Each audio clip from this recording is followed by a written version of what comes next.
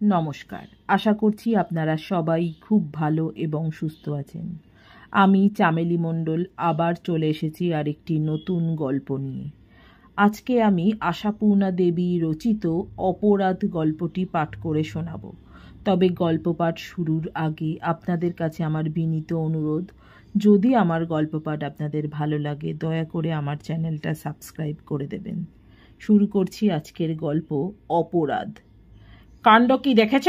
নীরেন কি লিখেছে? চায়ের পেয়ালাটা টেবিলে নামাইয়া দিয়া কল্যাণী বিস্মিত সুরে প্রশ্ন করে। নীরেন? রাঙা ঠাকুরপো? সে আবার তোমাকে চিঠি লিখেছে নাকি? কি লিখেছে? যা লিখেছে তা পড়ে তো চোখে সর্ষে ফুল দেখছি। হুমা, কেন গো, কি এমন লিখল? আর কি লিখেছে? এখানে ওদের সাহিত্য সম্মিলনী নাকি ঘোড়ার ডিম হবে, তাই আসছেন। কিন্তু নিজেদের বাড়ি থাকতে পরের বাড়িতে থাকবেন কি দুঃখে, তাই দয়া করে এই গরিবের কুঁড়ে পদার্পণ করবেন। কল্যাণী পরেশের রাগের কারণ বুঝিয়াও হাসিয়া ফেলে। বলে, আপনার লোক আসবে সে তো আনন্দের কথা, এতে রাগ কেন তোমার? যাও যাও, বাজে বকো না। পরেশ চায়ের পেয়ালা তুলিয়া লইয়া আবার টেবিলে বসাইয়া দেয়। মাসের আজ 23 তারিখ, তা জানো নাকি জানো না? খুব জানি, হাড়ে হাড়ে জানি। তবে? তা বলে কি হবে? আসবে বলেছে, বারণ করতে তো পারো না। কেন পারবো না? গরিবের অনেক কিছুই পারতে হয়। আমি লিখে দিচ্ছি সোজাসুজি, দল ছাড়া হয়ে এত দূরে থাকার চাইতে তোমার খাঁটি কলকাতাতে থাকাই সুবিধে। ধ্যাত, তাই কখনো বলা যায়? ওর নিজের সুবিধে অসুবিধে না ভেবে কি আর লিখেছে? তাহলে বুঝতে পারবে তোমার ইচ্ছে নেই। পারলে আর করা যাবে কি? চালাবো কি করে তাই বলো। যদি আমাদের মতো অবস্থার লোক হতো আলাদা কথা ছিল। ওরা কি চালে চলে তা জানো না তুমি? দুনিয়ায় যে দুঃখ কষ্ট অভাব অভিযোগ আছে সে কথা যেন মানতেই চায় না। হ্যাঁ জানি, ও বাড়ির কাকার বাড়ি গিয়েছি তো 2 একবার। নতুন বউ ছিলাম যখন। কি সুন্দর বাড়ি, কি চমৎকার সাজানো, কত গয়না খুড়িমার। তেমনি কি সুন্দর অহংকার, কি চমৎকার লম্বা চাল। নতুন খুড়ি আমাদের মা জেঠিমার সঙ্গে ভালো করে কথাই বলতেন না, বুঝলে? কল্যাণী হাসিয়া বলে, সেই রাগ আছে এখনো? রাগ মোটেই নয়, তবে মনে আছে এই পর্যন্ত। অবশ্যই নীরেন সুরেন বরাবরই ভালোবাসে আমাদের, কিন্তু ওই যা বললাম, দারিদ্র জিনিসটা কি সেটা জানে না বলেই বোধহয় নেহাত অবুঝ। আমাদের খাওয়া পড়া চালচলন দেখলে মিনিটে মিনিটে অবাক হবে, এই আর কি। কল্যাণী মিনিট খানেক চুপচাপ থাকিয়া বলে, কদিন থাকবে? কে জানে কদিন, তবে সপ্তাহখানেকের কম কি আর। এতক্ষণ পরে সর পড়িয়া যাওয়া ঠান্ডা চাটা তুলিয়া লইয়া এক নিঃশ্বাসে শেষ করিয়া ফেলে পরেশ। মুখ দেখিয়া মনে হয় নিমের পাঁচন গিলিয়াছে বুঝি। কল্যাণী খানিক পরে ঘুরিয়া আসিয়া আবার বলে, দেখো, বারণ করে দেওয়াটা কি ঠিক হবে? যতই হোক জ্ঞাতি, এই নিন্দেটুকু চিরদিন রয়ে যাবে। লোকলজ্জা বলে একটা কথা আছে তো। আছে, তা পরেশও জানে না এমন নয়, কিন্তু নিজের পকেটের অবস্থা কল্পনা করিলেই যে হাত পা ঠান্ডা হইয়া আসে তার। মাসের শেষের 7-8টা দিন যে কিভাবে চলে একমাত্র ভগবান জানেন। কল্যাণী তো লোকলজ্জার দোহাই পারিয়া নিজের বুদ্ধি বিবেচনার প্রমাণ দিল, কিন্তু বিবেচনার আরও একটা দিক কি নাই? পরেশের সারা মাসের সমগ্র সংসারের খরচ, নীরেনের 1 মাসের সিগারেটের খরচা হওয়াও বিচিত্র নয়, হয়তো আরও বেশি। তাহাকে ডাকিয়া আনিয়া 7 দিন চালানোই কি সোজা? কিছুটা অন্তত সৌষ্ঠব করিয়া চালানো। সৌষ্ঠব করিতে গেলে নিজেদের পরন পরিচ্ছদ, বিছানা বালিশ সব কিছুর উপরই সাময়িক একটা প্রলেপ লাগাইতে হয়। অতিথির জন্য আহার আয়োজনে যেটুকু বৈচিত্র্য বা আড়ম্বর, অতিথির সঙ্গে সঙ্গে নিজেদেরও ভাগ পাইতে হয় তার। মাথার চুল, দাঁতের মাজন হইতে শুরু করিয়া চায়ের পেয়ালা, পিরিচ পর্যন্ত সব কিছুরই উপর হইতে দারিদ্র্যের জীর্ণ বিবর্ণতা দূর করিতে গেলে কোথায় গিয়া ডুবিতে হয় তার কি হিসাব আছে? আর যদি দৈন্যের চরম রূপকে গোপন করার চেষ্টা মাত্র না করিয়া ভিক্ষুকের বেশে দাঁড়াও, তো সে কথা আলাদা। হয়তো করুণার বশে উপহারের ছদ্মবেশ পড়াইয়া কিছু সাহায্য করিয়া যাইতেও পারে নীরেন। কিন্তু কেন? চক্ষুলজ্জা জিনিসটা কি এত প্রবল পরাক্রমশালী? কল্যাণীর তাই মত। পরেশই যে একেবারে চোখের চামড়াহীন তাও তো নয়। অনেক ভাবিয়া চিন্তিয়াই সে এমন অভদ্রের মতো প্রস্তাবটা করিতে চাহিতেছিল। কিন্তু ঘণ্টাখানেক ধরিয়া অনেক খসড়া, অনেক মুসাবিদার পর লাঠি বজায় রাখিয়া সাপ মারা কৌশল সম্বলিত একখানি চিঠি খাড়া করিয়া কলমটি সবে নামাইয়া কল্যাণীকে ডাক দিয়াছে পরেশ।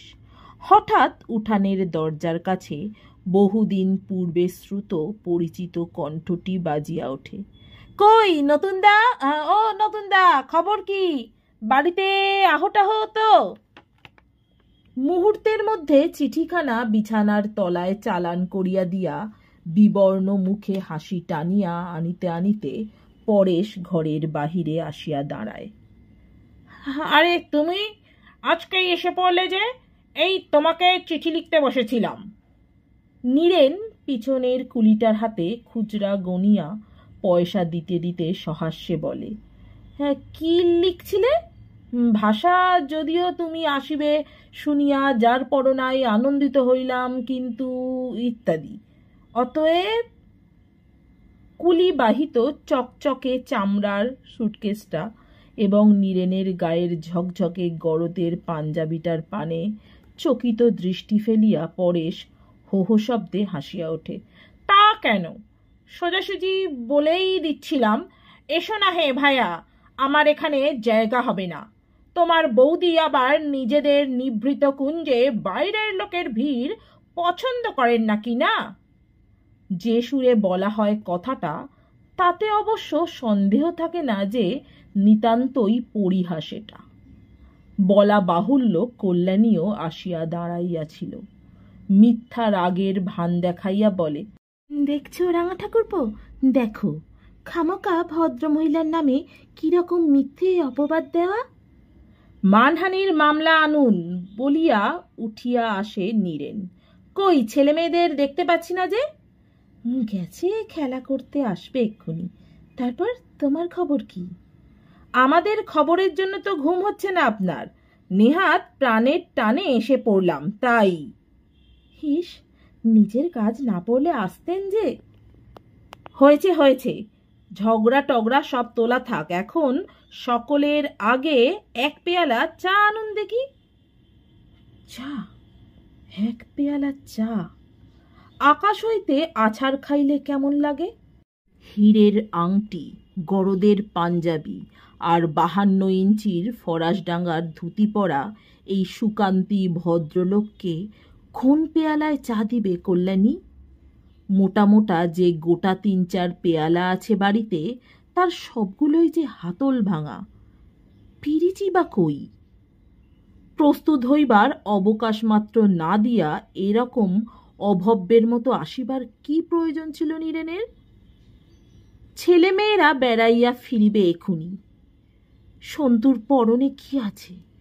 নীল ডোরাকাটা সেই হাফ শার্টটা না? গলাটা কবে যেন ছিঁড়িয়া উধাও হইয়া গিয়াছে যার। মিনুর গায়ে কল্যাণীর কোন জন্মের পুরানো একখানা ভয়েল শাড়ি কাটা ফ্রক। পাশের বাড়ির লতিকার কাছ হইতে শ্বেত পাথরের মতো দেখিতে সেই পেয়ালা একটা চাহিয়া আনা যায়, কিন্তু ছেলে মেয়েদের জামা জুতো, নিজের শ্রীহীন শাড়িখানাও কি কিছুই পীড়াদায়ক নয়? চিন্তা বাতাসের চাইতেও নাকি দ্রুতগামী। পলকের মধ্যে কত কি তো ভাবিয়া ফেলিল কল্যাণী, তবু কত অজস্রই বাকি থাকিল। হীরের আংটি আর 52 ইঞ্চি ধুতির মালিকটি রহিয়াই গেল যখন। মিনিটে মিনিটে নতুন নতুন বিপদ আসিয়া দেখা দেয় নতুনতর দুশ্চিন্তা। প্রতি পদক্ষেপে, প্রতিটি আচরণে কি নিদারুণ লজ্জা। নীরেন অবশ্য চাল ফলায় না, কিন্তু তার স্বাভাবিকত্বটুকুও যে পরেশের চোখে রীতিমতো চাল। গায়ের রক্ত নিংড়াইয়া প্রাণপাত করিয়া যে আয়োজনটুকু করিয়া আনে পরেশ, সংসারের হাড় ভাঙা খাটুনির মধ্যে কত কষ্টে কত যত্নে কল্যাণী যা পাতে তুলিয়া দেয়, সেই মহামূল্য জিনিসগুলো কি অনায়াস অবহেলাতেই পাতের নিচে ফেলিয়া দেয় নীরেন। সন্দেশ রসগোল্লার মতো দুর্লভ বস্তুই কিনা আধখানা খাইয়া বাকিটা জলের গ্লাসে ডুবাইয়া দিতে কিছুমাত্র দ্বিধা করে না নীরেন। এই 4 দিনের মধ্যে 3 দিন এই মর্মান্তিক দৃশ্য দেখিতে হইয়াছে পরেশকে। অসহ্য হইয়া আজ সকালে তো বলিয়াই ফেলিল পরেশ, ফেলিবার প্রয়োজন কি? ছেলেমেয়েরা কি আর কাকার পাতে খাইতে পারে না? নীরেন তাহার উত্তরে পাতে খাওয়ার অপকারিতা সম্বন্ধে লম্বা এক লেকচার দিয়া বসিল। অবশ্য নীরেনের সামনে মান বাঁচাইতে ছেলে মেয়েদের ভাগ্যেও উক্ত দুর্লভ বস্তু এগাত্তা যে না জুটিতেছে এমন নয়, কিন্তু সে তো তাতল সৈকতে বাড়ি বিন্দু মাত্র।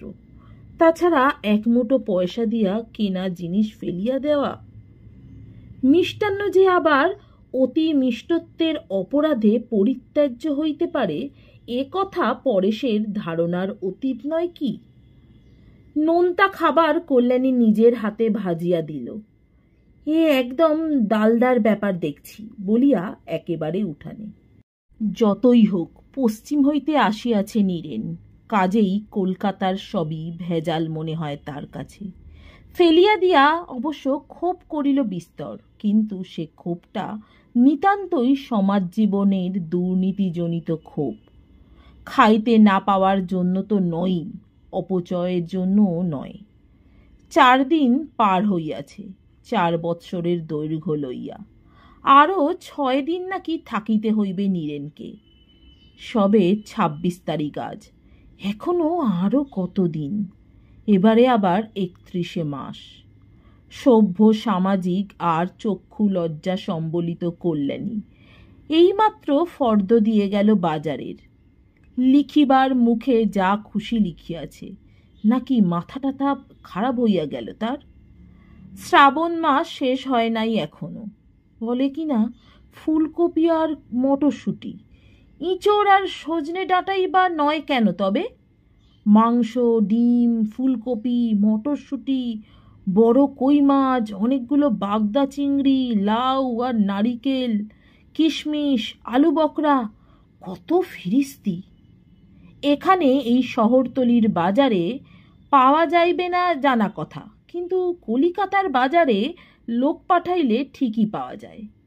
কিছু বকশিস দিলে লতিকার চাকরি আনিয়া দিতে পারে। অমনি তার সঙ্গে চিনি পাতা দই ও সামান্য কিছু রাবড়ি। এটা কি হয়েছে? পরেশের কণ্ঠস্বর যতই চাপা হোক, ক্রোধটা ধরা পড়ে। শঙ্কিত কল্যাণী বলে, কি? এই ফর্দ? এ কি আমার শ্রাদ্ধের ভোজের ফর্দ হয়েছে? চমকাইয়া মুখ তোলে কল্যাণী। এ কি, এমন রূঢ় কথা তো জীবনে উচ্চারণ করে না পরেশ। ম্লান মুখে বলে, কদিনই তো সোজাসুজি মাছ ভাত খাওয়ানো হলো, যাবার আগে 2-1 দিন একটু বিশেষ না করলে।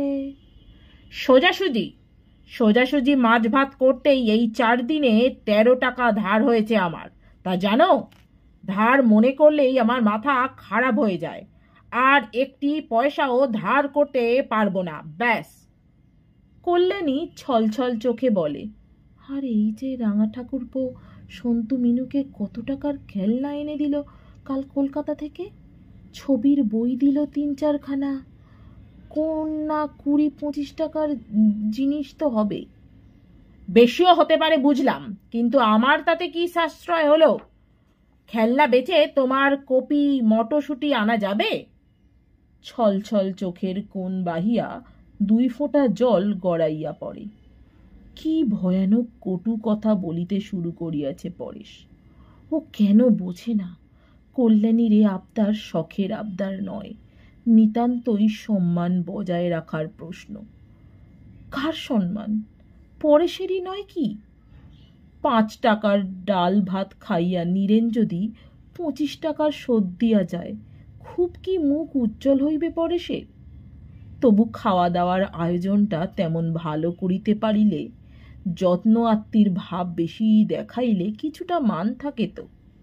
কে জানে, হয়তো যাওয়ার আগে আরও কিছু দিয়া যাইতে পারে। তখন কোন মুখে মুখ দেখাইবে কল্যাণী? কল্যাণী কে? নীরেন তো তার বাপের বাড়ির দিকের লোক নয়। মান সম্মান যা কিছু সবই তো পরেশের, অথচ এই সাদা কথাটুকু কিছুতেই বুঝিবে না পরেশ। ধার করা খুব খারাপ নিশ্চয়ই, কিন্তু নীরেন তো বারে বারে আসিবে না। জীবনে আর কোনো দিনই হয়তো সুযোগ মিলিবে না তার আত্মীয়ার উপহারের শোধ দিবার। পরের মাসে না হয় আরো কষ্ট করিয়া চালানো যাইবে, এখনকার মতো তো মান রক্ষা হোক। কিন্তু না, পরেশ যেন বুনো ঘোড়ার মতো জেদ ধরিয়া বসিয়া আছে। অনেক তর্কের পরও ধার আর 1 পয়সাও করিতে রাজি হয় না সে। হ্যাঁ, ভালো ভালো দামি জিনিস আনিয়া দিবে না কেন? কল্যাণী দিক টাকা, যদি তেমন সঞ্চিত অর্থ তার থাকে কোথাও। হায় ভগবান, পরেশ কি জানে না কল্যাণীর কোথায় কি আছে? একটি ফুটো পয়সাই কি কল্যাণী নিজের বলিয়া তোলা আছে কোথাও? সোনা বলিতে এক ছিটে তাই কি বজায় আছে? সন্তুর টাইফয়েডে সেবার রাং রত্তিটুকুও গেছে যে।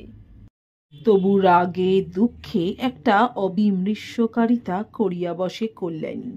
বলে, বেশ, তুমি ধার করে করো, এখন শোধ দেব আমি। বটে নাকি? তা বেশ, ভালো ভালো। বিশেষ করে কিছু নাও না, বরং যাবার সময় নীরেনের বউ ছেলের নাম করে 1 হাঁড়ি মিষ্টিও দেওয়া যাবে 10 টাকা দিয়ে। কুটিল একটু হাসি হাসিয়া পরেশ ফর্দটা হাতে বাহির হইয়া যায়। কিছুক্ষণ পরে নীরেন আসে। যা ভয় করিয়াছে কল্যাণী ঠিক তাই।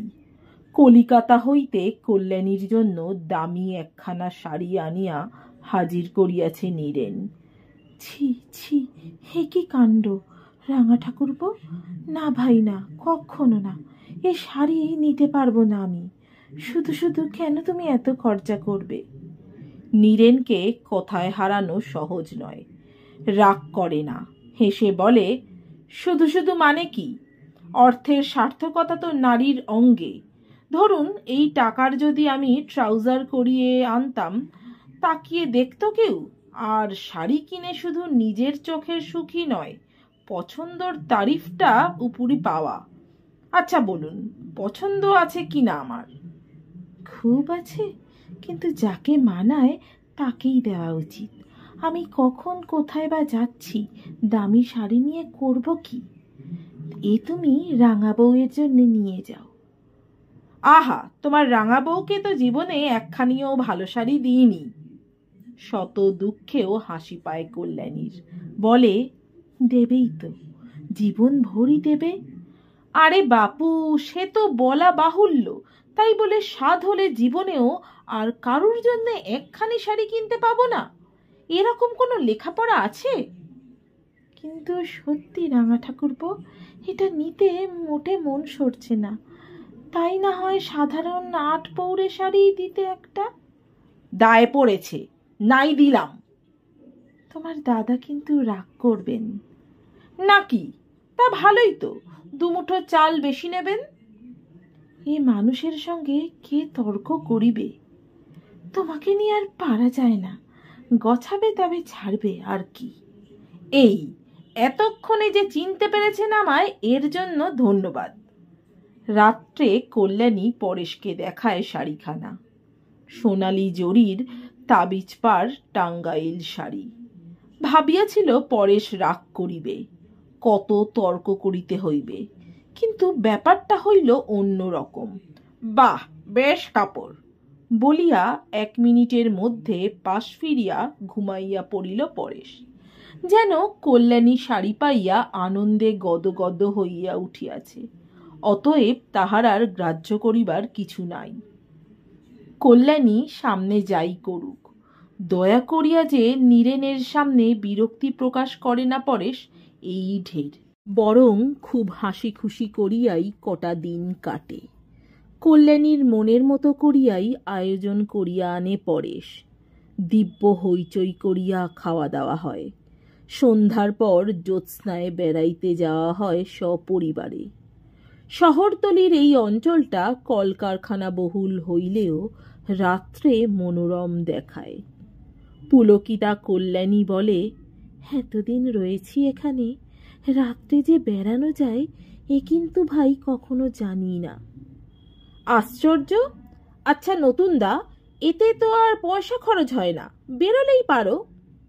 কিপ্টে বলিয়া পরেশকে যখন তখন ঠাট্টা করে নীরেন। সংসারের যা কিছু ত্রুটি ধরা পড়ে সবই পরেশের কুঁড়েমি আর কিপ্টেমির ফল বলিয়াই ধরিয়া লইয়া হাসাহাসি করে কল্যাণীর সঙ্গে। পরেশ যা উত্তর দেয় সেটাও সরস। যাইবার আগের দিন কিন্তু কিছুতেই আর কল্যাণীকে হাসানো গেল না। কি যেন এক মামলায় হারিয়া সর্বশান্ত হইয়াছে সে, এমনই ভাব। বাকপটু নীরেনের সদা তৎপর সরস পরিহাসগুলোও যেন অকেজো হইয়া ফিরিয়া আসে। শেষ পর্যন্ত পরেশকে বলিতে হয়, কি গো, তোমার যে দস্তুর মতো বিরহ লেগে গেল। পরিহাস বটে, তবু কিছু কি ঈর্ষা জড়ানো আছে? কিন্তু কথাটা কি নিতান্তই পরিহাসের? রুক্ষ একঘেয়ে জীবনে এতটুকু সরসতার প্রলেপই কি কম মূল্যবান? যাক, তাই বলিয়া বিরহটা এত জোরালো হওয়া উচিত নয় যে মানুষটা উপস্থিত থাকিতে থাকিতেই বিরহের বাষ্পে কণ্ঠরুদ্ধ হইয়া কথাই বন্ধ করিয়া দিবে। এটা যেন নিতান্তই বাড়াবাড়ি। একে মন খারাপ রহিয়াছে কল্যাণীর। পরদিন আবার ঘটিল একটা বিশ্রী ঘটনা। সোনার বোতাম শুদ্ধ সিল্কের শার্টটা পরশু না কবে যেন দালানের আলনায় রাখিয়াছিল নীরেন। এমন তো প্রতিদিনই রাখে। খোঁজ করিতে গিয়া দেখে জামা আছে, বোতাম নাই। অথচ ঝি চাকর বলিতে কিছুই নাই কল্যাণীর সংসারে। খোয়া গেল বোতাম জোড়াটা। আর ঠিক সেইটাই যেন নীরেনের বিবাহের আশীর্বাদী জিনিস। সারা সকাল সারা বাড়ি তোলপাড় করিয়া বেড়ায় পরেশ। সম্ভব অসম্ভব সকল জায়গায় খুঁজিয়া খুঁজিয়া হয়রান হইয়া পড়ে। পরেশের বাড়ি বেড়াইতে আসিয়া ক্ষতিগ্রস্ত হইল নীরেন, এটা যেন পরেশেরই কি এক অপরাধ। কল্যাণীও চিন্তাক্লিষ্ট ম্লান মুখে নীরবে কাজকর্ম করিয়া যায়। নীরেন নিজে কিন্তু খোঁজাখুঁজির মধ্যে যায় না, গুম হইয়া থাকে। বড় বেশি যেন বিচলিত দেখায় তাকে। কি যেন অগাধ ক্ষতি হইয়াছে তার, অথচ সামান্য একজোড়া বোতাম, ভরি দেড়েকের বেশি সোনা নাই যাহাতে। এটুকু ক্ষতি সত্যি নীরেনের পক্ষে মারাত্মক কিছু নয়। বিবাহে পাওয়া জিনিস বলিয়াই কি? খুঁজিয়া খুঁজিয়া শেষ পর্যন্ত হাল ছাড়িয়া দেয় পরেশ। প্রায় কাহিল হইয়া বসিয়া পড়িয়া বলে, না, কোথাও পাওয়া গেল না। আশ্চর্য! আশ্চর্য হবার কিছুই নেই। নীরেন গম্ভীর মুখে বলে, জানতাম পাওয়া যাবে না, মিথ্যে খাটলে। তার মানে কি নীরেন? আহত স্বরে পরেশ বলে, তোমার কথার টোনটা তো ভালো নয়। তোমার কি কোনো সন্দেহ হচ্ছে? সন্দেহের কথা হচ্ছে না। জামায় পরানো বোতাম রাতারাতি উড়ে গেলে খাটের তলা ট্রাঙ্কের পিছনে খুঁজে বেড়ানো নেহাত বাজে খাটুনি, এই কথাই শুধু বলেছি আমি। পরেশ ক্রুদ্ধ গম্ভীর স্বরে বলে, দেখো নীরেন, গরিব হলেই ইতর হয় না। যাক, খুব শিক্ষা হলো।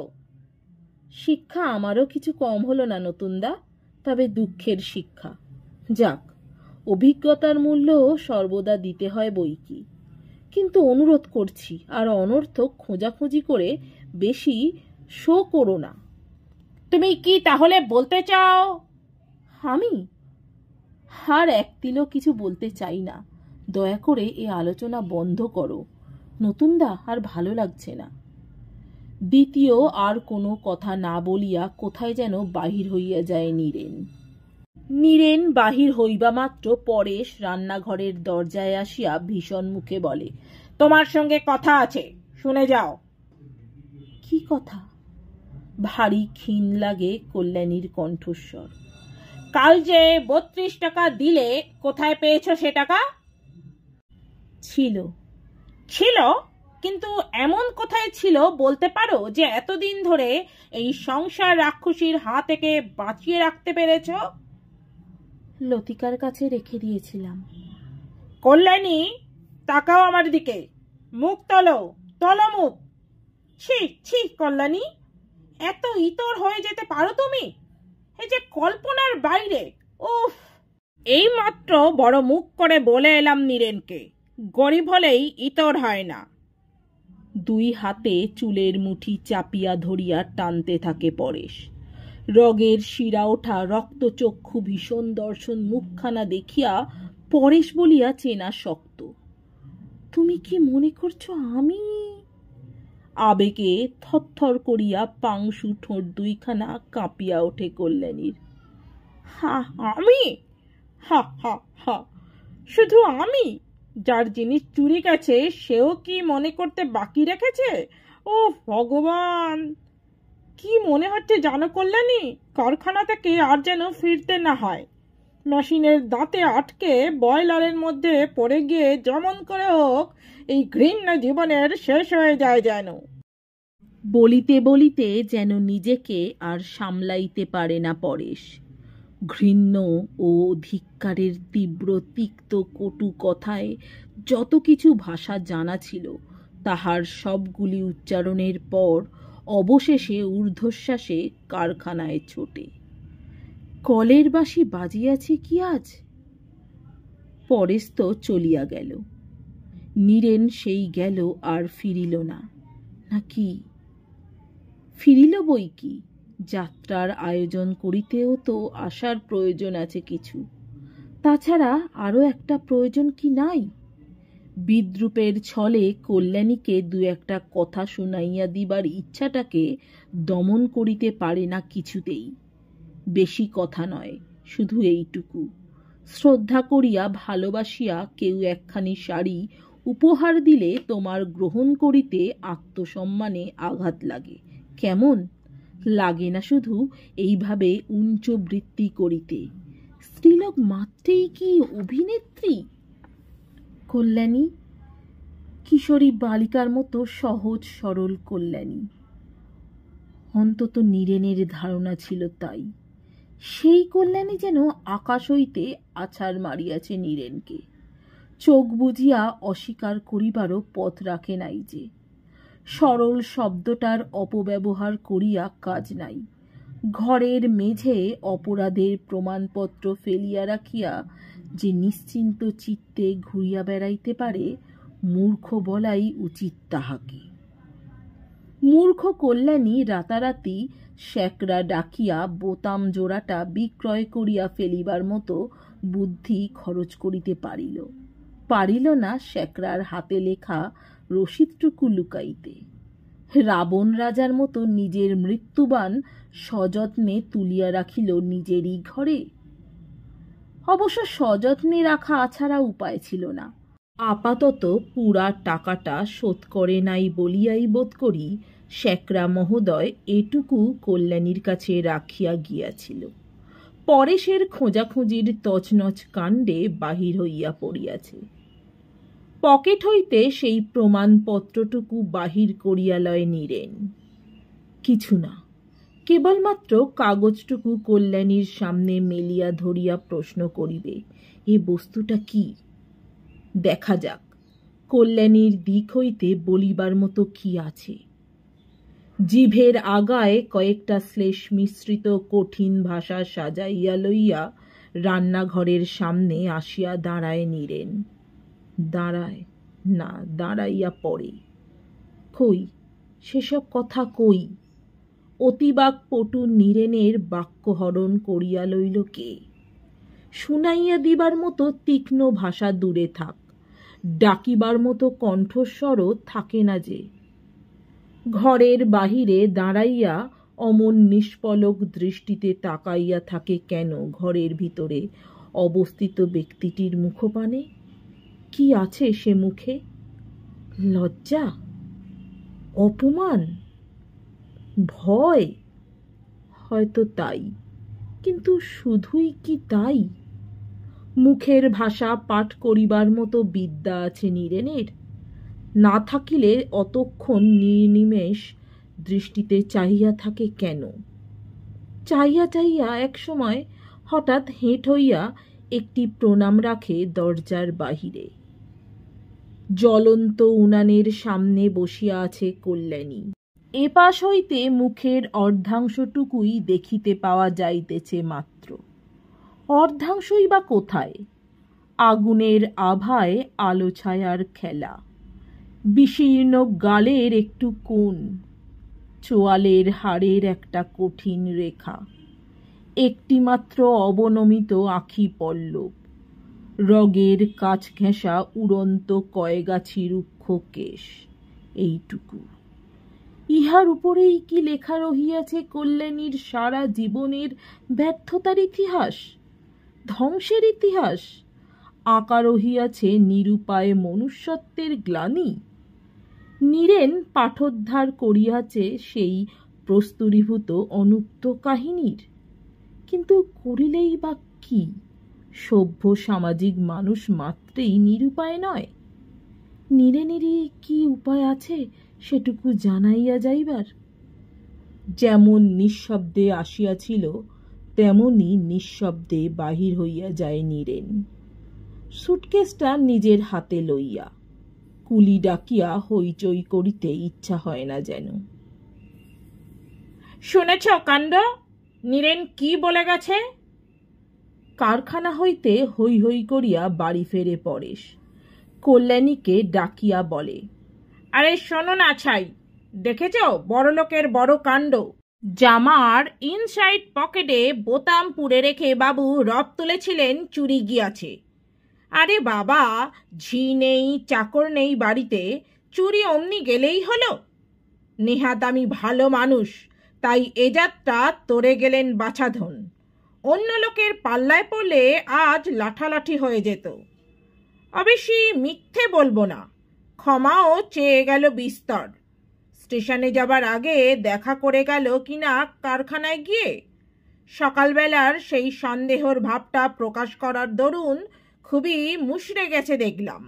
বারবার করে ক্ষমা চেয়ে গেছে, জুতো মেরে গরুদান আর কি। আপন খেয়ালে বকিয়া যায় পরেশ। কল্যাণীর নীরবতা লক্ষ্যই করে না, কিংবা ইচ্ছা করিয়াই করে না। নিজের কঠিন ব্যবহারের স্মৃতিটা ভুলাইয়া দিতে চায় কতকগুলো মুখের কথা কহিয়া। লক্ষ্য করিলে দেখিতে পাইত, কিন্তু কি জানি পাইত কিনা। দেখিবার চোখ সকলের থাকে কি?